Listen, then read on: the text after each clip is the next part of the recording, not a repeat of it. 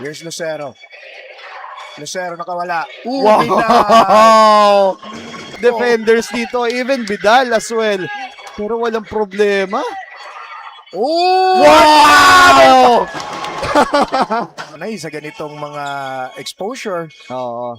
And again, I will go back to what I said earlier na maganda talaga meron ding mga avenues na may expose sila while that 3-pointer from Lucero. Second half natin. Lucero, the drop pass, masyadong masikip, maraming tao dyan. Nilabas, Singkol, balik sa corner, the runner, and the 2 points. Sobrang swabe netong Floyd Lucero, pero maganda yung adjustment. There's 5. Oh, naiwan sa 3. Wala. The rebound, Vidal, wala pa rin. Vidal kaya? Hindi. It's Lucero. Parang libre pero ayaw eh. Yeah, well, you have to give credit din kasi sa Defense. bilis netong Davao Eaglets. They really are very talented.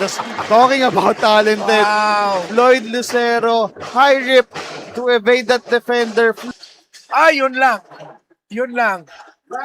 This will be easy.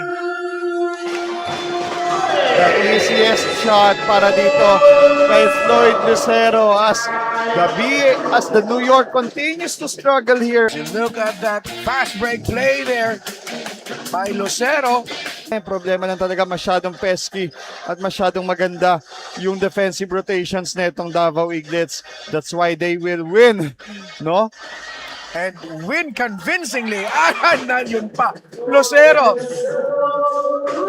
And pretty much, locals ulit ang magcha-champion dito Oo. sa 13 under natin sa Junior World Showcase.